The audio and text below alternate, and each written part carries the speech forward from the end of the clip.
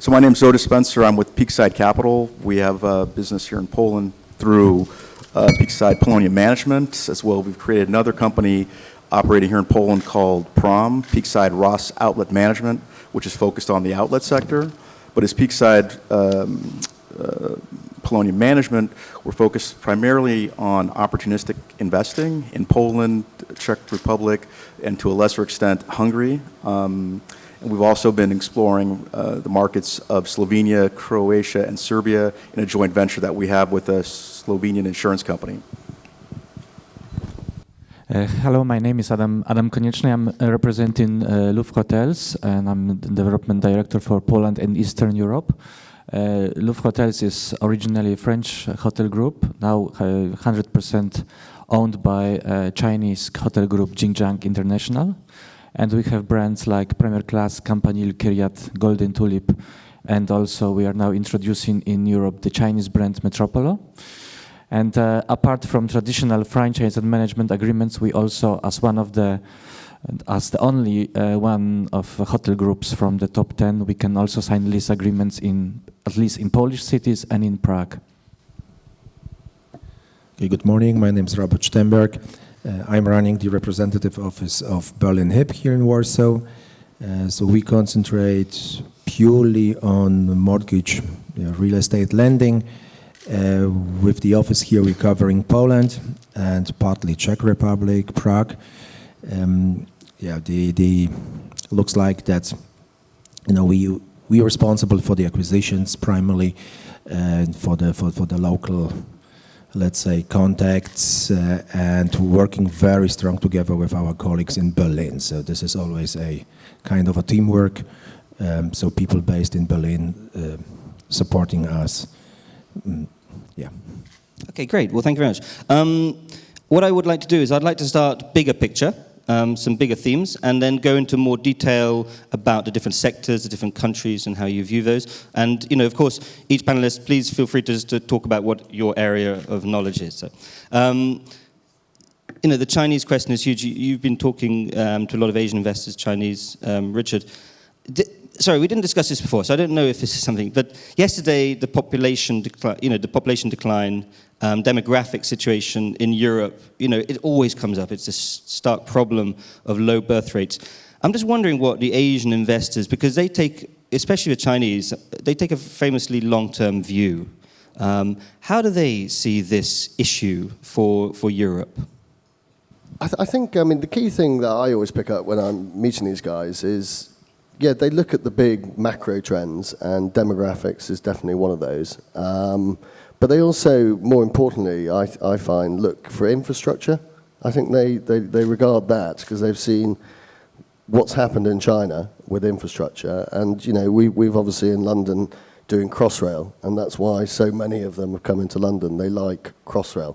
They like infrastructure improvement. But from the demographics thing, yes, it will deter them in certain markets. They like residential, they like student housing, those sort of markets as well. They see a lot of their children coming over to be educated in America, in Europe. So the demographics is, but I wouldn't say it's the most essential factor for when they're assessing real estate. So it doesn't really come into the, okay. And just while we have, Brexit obviously, again, many cities around Europe are kind of rubbing their hands, perhaps, thinking, they're not happy about Brexit, but they're thinking, okay, let's get the best we can, and hoping that some of the London market will come to their city. These Asian investors and global investors in general, what especially since the election, I don't know if it's too soon to assess, but what is the feeling now from international investors? And could other cities around Europe, potentially Warsaw, etc., get some benefit from companies maybe moving up? Yeah, I mentioned how investment volumes have fallen considerably in the UK. To put it in perspective, the top of the market where we were getting the ultimate pricing and multiple bids was in sort of June 2015. I think that first wave of Asian capital is definitely looking to diversify into continental Europe. As I say, the ones who are using the local expertise are having more success. The ones who are trying to do it on their own are having less success. Language barriers and different processes of buying. But I think since the recent election, there is definitely now more of a shift of money moving into continental Europe. And I think the gateway cities in Western Europe and in Central and Eastern Europe will benefit from this, definitely. Okay. Otis, again, bigger picture question. All this money, this money available globally, a lot of it looking at CE, is there enough supply, basically? Is there enough supply to satisfy all this? That's a very good question. So we always talk about the depth and the breadth of the markets. So obviously not all that capital is going to find a home. And what we're hearing, I was actually with one of our investment partners yesterday. They're from the Middle East, and we were in Prague looking around at some opportunities there. But I think people are getting concerned a little bit about some of the CE markets in terms of being too pricey, and so where else should you be looking given the cap rates and the pressure out there. So I think there may be some disappointment for some of the investors, but I think also that we're now moving further up the risk curve where it's not as crowded. So I think we should not be surprised to see more people getting involved in what we would call an accommodation theme, whether that's Sorry, cool. What? Sorry, I didn't get accommodation theme. So accommodation is the theme, and that could be for sale residential, for let residential, student housing, playing into the demographics card. Senior housing is also on the radar screen, because those are very fragmented markets, and there's let's say, higher probability of success in going to some of those markets than going into your standard retail or office, where there seems to be a little more of a negative bias because of the pricing. Okay. Well, we'll come back to, like I say, sectors and countries. Adam, you've been bought by a Chinese company recently. What do they want from the European hotel market? And has there been a change in kind of direction of your company, of Louvre Hotels Group, and the feeling within the company? So, yeah, what are they looking for? I mean, Louvre Hotels has dramatically changed over the last 2 years when Xinjiang bought it in 2015. Previously, our owner was Starwood Capital, so there was a little bit different approach. Now what Xinjiang is doing, they are developing and investing in about 2,000 hotels under Louvre Hotel brands, so Campanile, Kiryat, and Golden Tulip, to increase the 2,000 hotels in Europe or around the world? China.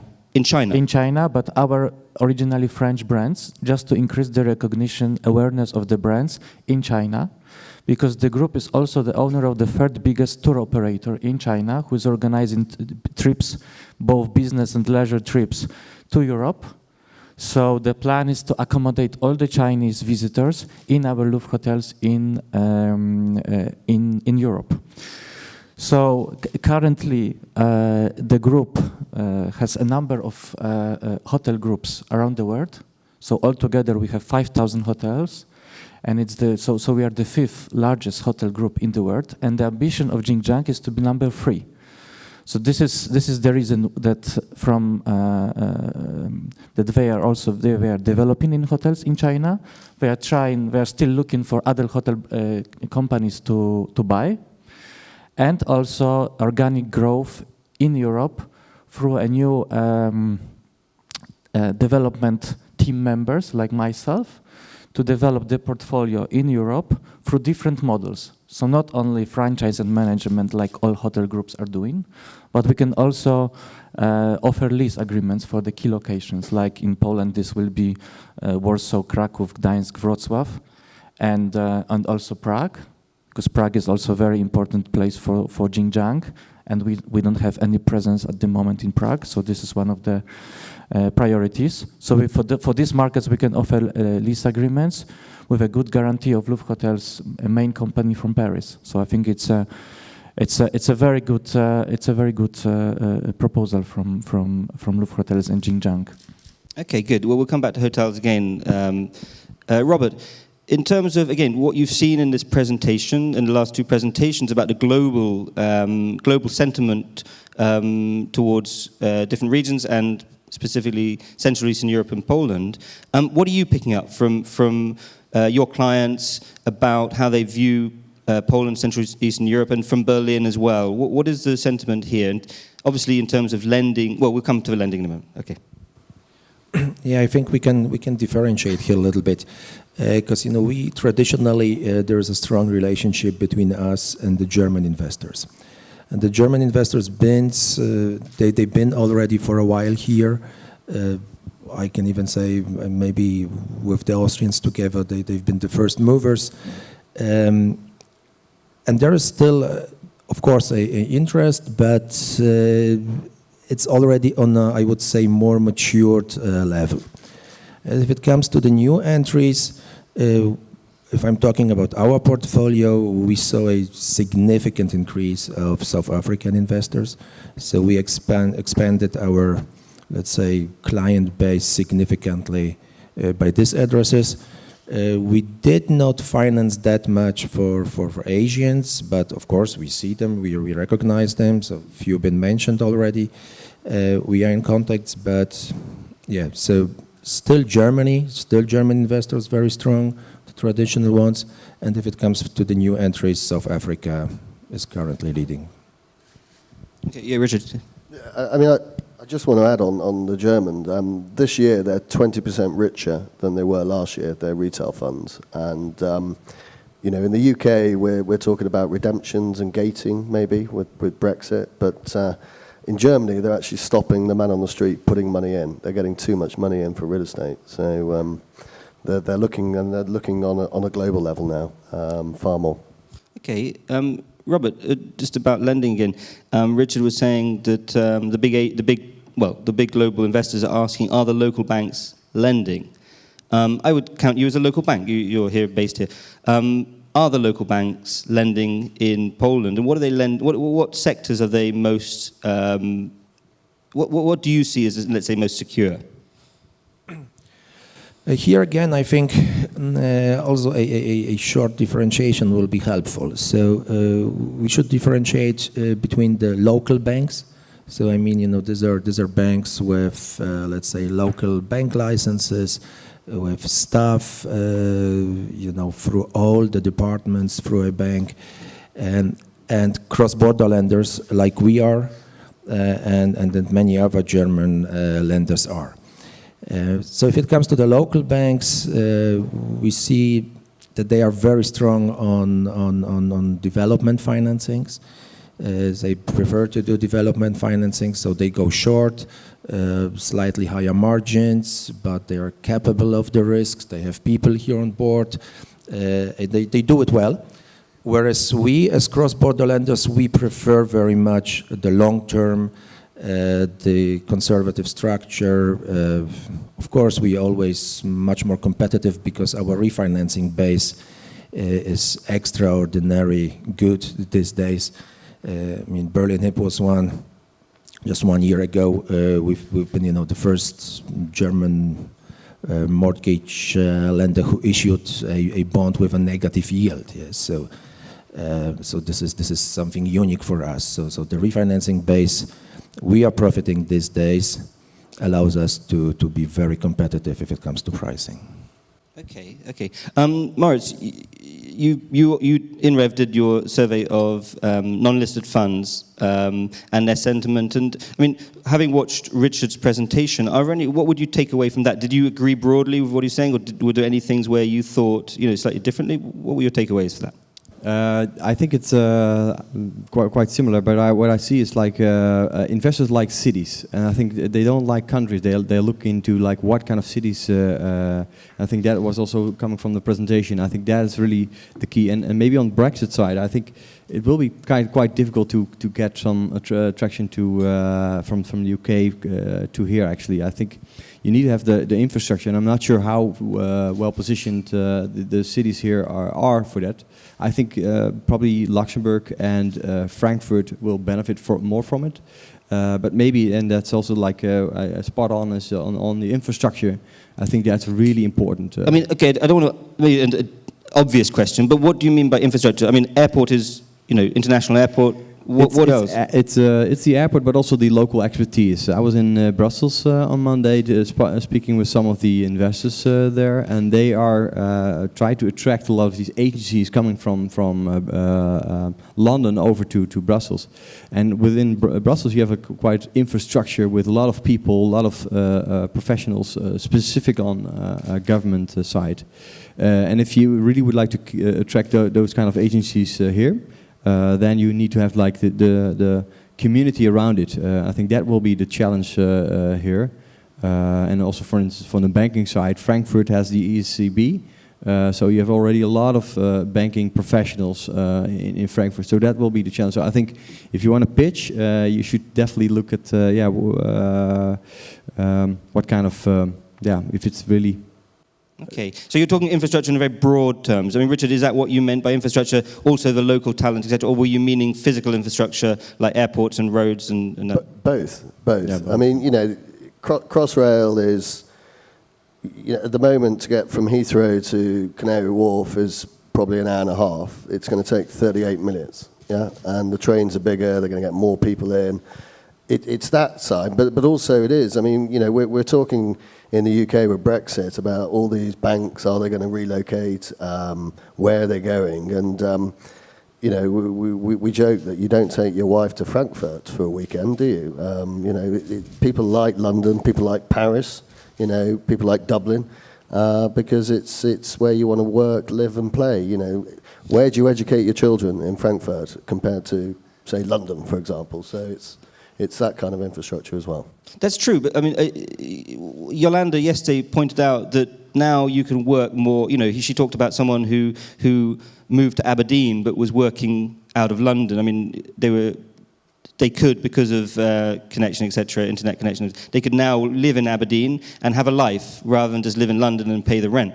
I mean, that must also be a factor. London and these big cities can be quite hard to manage and hard to afford and get around. It's quite right, and when we have infrastructure, it generally means Londoners can move further out and have a life, as you say. But there was a good documentary on the BBC a couple of years ago about 5 years ago with all this tech and media, which is driving the occupational market from an office perspective, particularly in London. Everyone was thinking they could go and live in Aberdeen or Manchester, and they don't have to come and work in London, but they do, because they need to bounce ideas off each other. It's the actual interaction. So yes, they get up earlier and get home later, and they have a bigger house with a bigger garden and a better quality of life, but they still need to come to London to work. Okay. Otis, we had a figure of 5 billion investment for Poland this year. How do you think that's manageable? Could it be exceeded? Also, I know that REITs are kind of talked about all the time, but we have a lot of people in the audience who are not familiar. Well, they're familiar with Poland, but they're not, let's say, on a day-to-day basis in Poland. And then Richard mentioned that, again, international investment money looking to come into Poland wants to feel that there can be an exit if there's a crisis, and local money is very important in that there can be buyers. So 5 billion and REITs, is that going to happen? Is it going to come into play soon? It's a very good question. I mean, what we're all looking at, if you look at in the Czech Republic or in Hungary, where you have that domestic capital, you've got those local champions, and so that does give comfort. And that's the only part that's lacking in the Polish story right now in terms of liquidity. And once again, the depth and the breadth of the market here is no, let's say, Polish champions per se in terms of REITs. I mean, yes, we have Griffin, but it's very thin in that area. So it's coming. I think it's one of the few positive things that the government's done is really put this initiative out there. They seem to be pushing it. And Otis, so if you could put your... yeah. Okay. Sorry, is it better? I said that's one of the more positive initiatives this government has done is to put forward the REIT legislation. And so we are hopeful and confident that will come. And we see that as a way to create further liquidity. In terms of the 5 billion, looking at some of the transactions that are out there, I think 5 billion could be feasible this year in Poland. There's still certain uncertainty out there relative to the tax environment that is delaying some transactions or making it a lot more challenging to get the transactions done. What specifically about the tax element? where should I start? Just generally uncertainty about before in Poland was very straightforward. You would have a vatable transaction, right? You would have a tax ruling, you could get a VAT loan. Within a very short period of time, you would acquire the asset and be able to get the VAT refund and move on. Now, as we saw last year, there was a few market participants that even though they had tax rulings, were not able to recoup their VAT. That's led to litigation.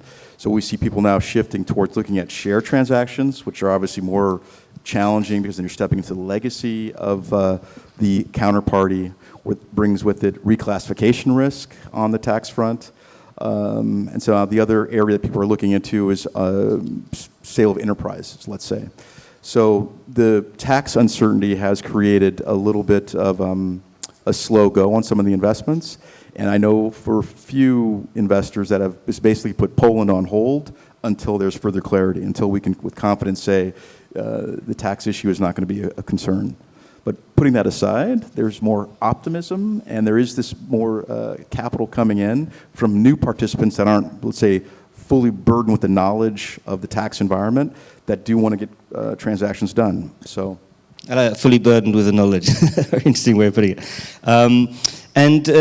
Okay, slightly hypothetical, but we do feel that the REITs are going to come in. How will that change the Polish market? Will it mean more local developers getting money from building more local things, or will it have an impact also on the major assets?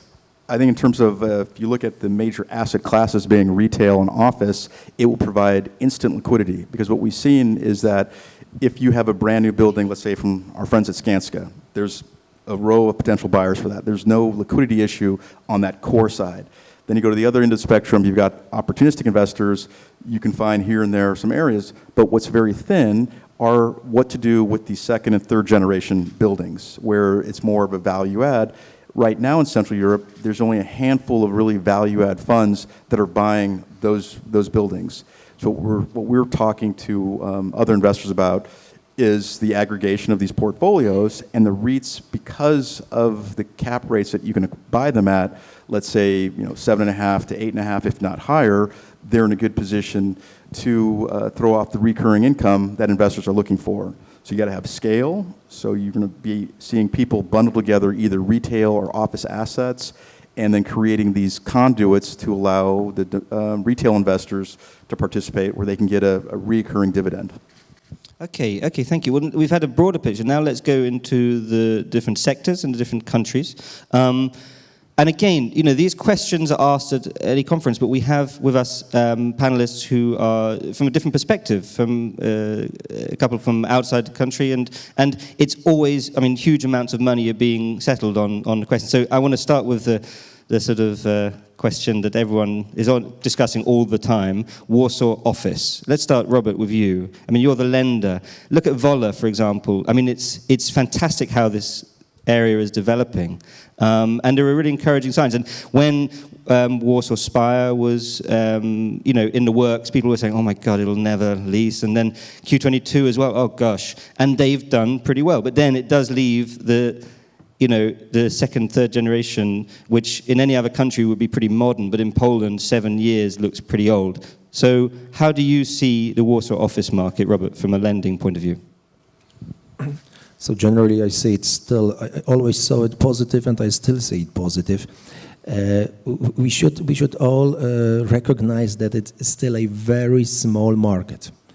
We are talking these days about around about 5 million square meters. So we are a 40 million country.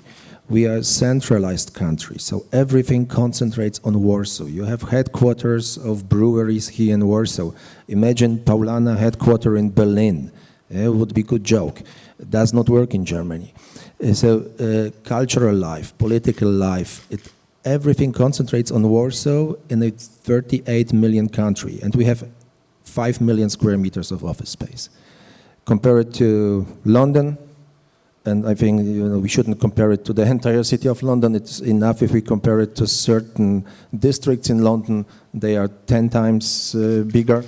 The same with Paris, etc. Of course, the cities are much bigger than Warsaw, but nevertheless, Hamburg, for example, in Germany, which is a federal state, Germany does not have a clear number one. Of course, Berlin is the capital, but this is It's a little bit diversified in Germany. Hamburg has nearly the same size of Warsaw, and it has 3 to 4 times more office space than Warsaw has. Okay, So the gap between Warsaw, between Poland and Western Europe is still that huge that we can see it positive. If I look a little bit more detailed, we're talking these days about a pipeline, and we all say, yes, the pipeline is that huge. We are talking about 800, 900,000 square meters. Fine. But 2015, 2016 been all record years in take-up. 2017, after the first 2 quarters, shows very clear that it will become the next record year in the take-up. So if I analyze it for the next 3 years, the supply is not scaring me. Yes, Okay.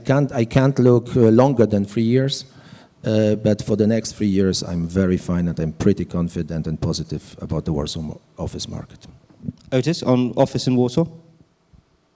Offices in Warsaw, it's, as Robert mentioned, the take-up, the absorption's there, so there's definitely strong occupational market. You see these clusters being created. We're quite bullish, let's say, on the office sector still, in terms of our strategy is more buying B-quality buildings in A locations, and then we will wait. We're not looking to what we call manufacture core. We're waiting for REIT legislation, let's say, as a conduit to exit some of these B-class buildings. But we've seen rents under pressure, but we do see slowly but surely, so there's the occupational demand that's there, but we do see, we don't see the gap widening between headline and effective. So I think we're kind of at the bottom of the cycle, and that's why the tenants are signing leases right now, because of the, let's say, further optimism that this gap between headline and effective is going to get smaller. So we still think there's definitely a place for Warsaw offices in a portfolio, but you just need to be close to those value drivers, some form of public transportation, like any proximity to the metro system, that's a key. We would be very, very cautious if you're talking Warsaw office and you're talking about Mokotów, for example. A lot of disappointment out there. A lot of disappointment. Disappointment, yes. With Mokotów? With Mokotów, Okay, yeah. Okay. Well, I mean, again, there's so many things we could talk about there, but Richard, again, because it's such a crucial sector, I know that Warsaw is not your, let's say, core expertise, but you don't have a stake in Warsaw. In MIPIM, we had someone from Prague on the, he shall remain nameless, but he was attacking Warsaw, let's say, saying, no, it's over, too much space and everything. What do you think about the Warsaw office situation with the, is it all relative? I mean, I think, looking at what's happened in London, which I always think is, the sort of benchmark of what happens for the rest of Europe is, the biggest challenges for our developers have been, who's going to have this at the end? Is it going to be a corporate? Is it going to be tech and media who want completely different specifications? But the one thing, as I mentioned, everyone wants is they become more building specific rather than location specific. So I think that's a really big challenge for developers. But I think, from an occupational point, Central and Eastern Europe is going to benefit from Brexit with people potentially moving out. So there could be even more demand coming in. But I think the biggest challenge, and a lot of investors are very worried about obsolescence, of offices, and that's quite often why people like to go more into logistics sometimes instead, for example. But no, I think, as Otis said, there's pressure on rents because obviously there's a big vacancy at the moment, but I think the medium-term view is very positive. Okay, good. We'll now have to move pretty quickly, and then we'll have just 5 minutes more, and then we'll have questions for 5-10 minutes. And of course, we will come into hotel in more detail. But first of all, we won't talk logistics now because of the next panel. So, Robert, retail in Poland, your perspective? Let's say shopping centres and financing for them. So if it comes to retail, it's probably a little bit different already. So from our perspective, what we see that the second-tier cities like, Wrocław, Kraków, Tri-City, Poznań, that they are in the meantime saturated with modern shopping centers. Definitely these cities are still looking for nice high streets, so there is plenty of room to improve the inner cities and the high streets. If it comes to Warsaw, There we are also very positive, and here we believe that there is still room for further shopping centers. So there is a new one being now finalized by the end of September in the north of Warsaw. Our plans for another shopping center in the south of Warsaw. So for Warsaw, we definitely see space for new product, second-tier cities. So new product after those shopping centres are completed? You still see new space for new shopping centres after those two are completed? So in Warsaw, we see around about, 3 to 4 huge shopping centers, still enough place. Okay, that's interesting. Otis? Because that's not what you hear from many people. No, I mean, for, let's say, retail in Warsaw, there's definitely still room for further. If you look at the density per the inhabitants here of retail space, you can still make a story. But for us, what we're looking more at is what we call convenience retail, because we think it's not as much at risk from internet, online shopping. So that's our area where it's, let's say, food anchored. You've got some of the basic amenities that people would like to have. That's where we still see, very decent rents and a good perspective. But I think you need to be somewhat cautious on second-generation shopping centers across Poland in terms of what their future is going to be. One of the other strategies that we've heard about is before you had the hypermarket-anchored centers where the hypermarkets is, say, 10,000 square meters, and you've got some gallery space of another 5 or so. Looking at where those centers are located, there's an alternative use for those centers that I think could be an interesting play. As I'm sure the guys will touch on later, is this last mile logistics. So taking those types of centers and converting them into a logistics function. So that could be an area. But unless you have a dominant shopping center like in the Unibuy or something like that, that's offering that experience to consumers, it could be a very dangerous place. I mean, what we're seeing is what's happening in the United States. It's a bloodbath for retail, and there's a concern that could be coming towards Europe, and so eventually make its way here to Poland. So, yeah, you hear about America. I haven't heard it in terms of bloodbath, but yeah, it's let's say concerning. But moving on to hotels, Adam. Poland was not seen as a tourist destination at all, but there's been a huge surge. I think similar, let's say, to logistics and warehouse, huge development in Poland. Where are the gaps in Poland now in terms of the cities and the type of hotel? And just one quick thing about the Raffles Hotel, which is opening over there, just across from Plac Pilsudskiego. Is that a 6-star hotel? Okay. Looking at Warsaw, I see definitely there is a potential for new hotels, and also for at least one hotel in an upscale luxury segment. So I think that Raffles will be doing relatively well. I'm not sure if they will achieve ADR above 200 euro, but I think it will be a successful project. Also because of the size, this hotel is only 103 rooms, so it's a relatively small product. I'm not sure if there is a place for another this segment hotel in Warsaw, but I think this one will be doing well. Looking at a more bigger picture of Warsaw, I can say that in our hotel, in our complex, which is located in Wola at Towarowa, when we have 462 rooms, 3 different brands under the same roof. In May, we have 16 days overbooking, and it was a heavy overbooking. So we are currently rejecting a lot of RFPs for both corporate clients, for groups, because we don't have space. So at least even looking for a Wola district, we can easily take something like 250, 300 rooms only in Wola for our brands. And this is just Wola. So we think that for the whole Warsaw, we can take even up to 800 new rooms. For your company? Yes, just for Louvre Hotels. Okay. Otis, sorry, you wanted? yeah, I just had a quick question for you in terms of is the feasibility of converting, let's say, office space into hotels. Do you see that trend going? What we've seen in, let's say, the Netherlands and Germany. Do you see that happening now in Warsaw at all? I see this happening. So a couple of these projects are coming to me at the moment. There are some problems, because not always the space plan is good for a hotel, and also the conversion cost is high. But these are projects that we are also analyzing at the moment. But what I see is that there is more mixed-use projects, new developments coming to the market, and also when I look at the traditional office developers, they are now more open to mixed-use schemes when the hotel element is an important one. Because taking, for example, 300 rooms of Golden Tulip, this means 13,000 square meters on a lease agreement for 15 years. So I think it's a kind of a attractive deal to start a big mixed-use project in Warsaw, for example, in Warsaw.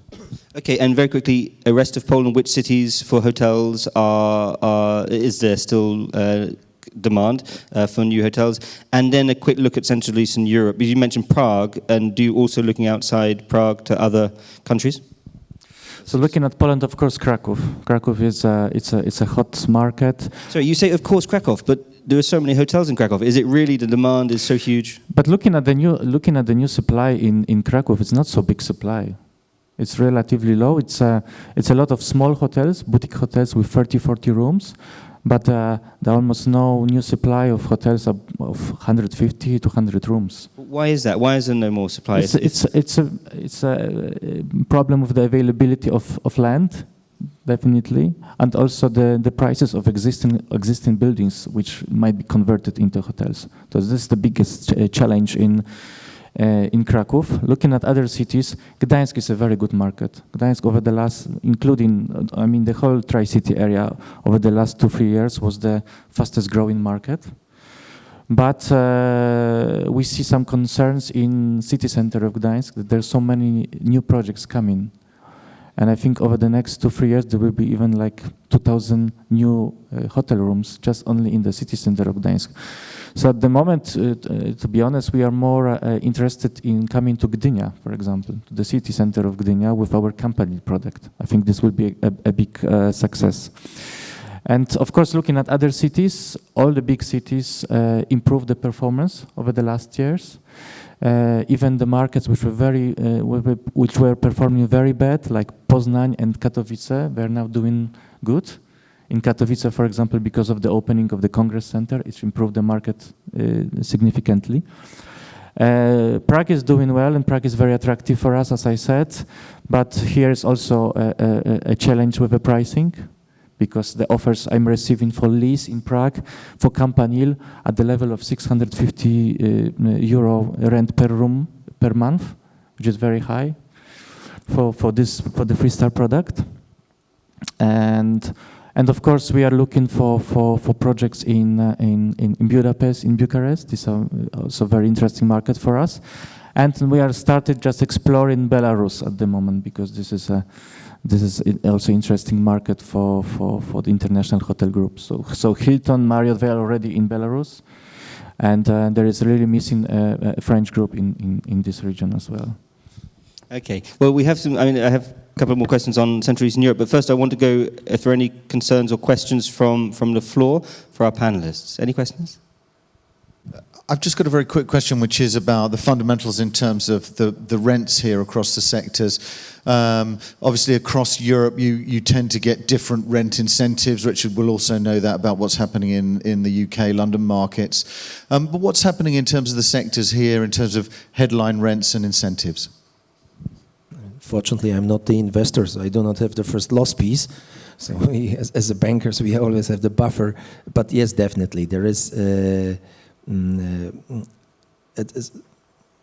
it's a kind of a Polish speciality, I would say, that there is a huge difference between the headline and the effective rents. So finally, you never know where the effective rents are ending. Yeah, it depends, of course, on the products. Yes, if you're talking about offices, so we recognize that differences are somewhere in the range between 20% and 30% even. If you go to different segments, maybe there are certain other incentives, but yeah, maybe I will pass to Otis, because this topic concerns very much the investors here, definitely. Yeah, well, we don't see the it's not getting bigger. The difference between headline and effective, as Robert mentioned, could be 20, maybe even 30% difference in terms of what's being offered in terms of rent-free or cash inducements or tenant improvement contributions. So it's definitely an issue. It's a very much, I'd say, a Polish-specific issue. If you're active in Prague or Budapest, you're not seeing nearly as much of a gap between the headline and the effective. And it's also very much specific in terms of office, but we're also seeing in retail a lot of tenants pushing for greater contributions and then turnover only. So it's definitely something to be aware of. I was just wondering, do you think we've seen the end of pan-European logistics deals? We had the GICP3 thing, and we've had one this year. Is that a blip? Is this basically Asian money coming in on a two-time basis? Or do you think there's more running room here? I did the GIC deal, so I know that, but I'm just wondering if you've got... Well, I mean, I don't know if you've seen, but Brookfield is selling their IDI Gaisley platform now, which is more development land. So the answer is yes. But I think logistics is probably the most favourable sector around the region, and I won't steal the thunder of the panel next. And probably residential. So the effects of e-commerce is really having a real plus on logistics. And I mentioned earlier the Canadian pension funds have teamed up with quite a lot of the sort of pan-European developers. So I can see there being, yes, more platforms, but probably not to the scale of Logical, certainly. Okay, we're going to close with Moritz. I just want to bring you right at the end. This headline rents thing, which will be, if you ask that question, which you will, I'm sure, in the next panel, Richard, it'll set off quite a discussion. Is that something noticeable about Poland? I know you don't focus exclusively on this region at all, but is it something that people talk about the difference between headline and actual rents? This is definitely a topic. I mean, it's not really mentioned here, but information is really key. Investors love information, and I think they're looking at the more transparent, like the transparent market, like in UK. You have a lot of information, and I think this is really a topic that you need to pick up in Central Europe. So, what kind of information do you disclose, and getting the level of transparency in. Here is really important, especially for investors, and not only now, but really in the future, you will see more investors looking eager to get information of rents, and this is really something. Hopefully, the professionals here pick it up and make sure that the information is gathered, is brought back to the investors, and in a consistent way. This is really important. Yeah, that's really interesting because I mean, I maybe I'm wrong here, but you have these bodies in Western Europe, and who chart all the deals and exact. Of course, not everything is revealed, but there's a very good idea, and most of them are charted. But in Poland, Central and Eastern Europe, you don't seem to have that so much. Well, from INRA's side, we do the investment attention, but I think it's really important to get more information from these kind of markets and also in a consistent way. To make sure that like a lot of these investors start with research, right? So they come to us, ask for information about specific markets, specific fund information. So, and we are happy to provide that, but it's also very important that the specific markets also come to us and show that kind of information, because that's the information that will be needed for research and investments. Okay. Yeah. Last word from Otis, yeah. Yeah, I would just add on one point about transparency. I think talking to investors, the question that comes up a lot is what is the most reliable benchmark in Central Eastern Europe? Is it the INREV benchmark? Is it IPD? I mean, what is the right benchmark? So until we can actually come with a clear benchmark and then breaking out per sectors that people have confidence in, then we are still emerging. So it's coming. So in the next few years, we hope that will actually get here. But a lot of people have to be a lot more disciplined and have to break some bad habits to do that, wouldn't they? I mean, there'd be a lot of resistance. A little bit, right? We like the market to be somewhat opaque, but if we want to be really on the global stage, we need to be more transparent. Yeah. Okay. It was mentioned the German investors. They are at this moment collaborating, making willing to invest in a kind of an asset level index. We are with the INREF looking at an asset level index. This is directly coming from German investors that are keen to get more information. So this is the future of real estate. More data, more information about investments.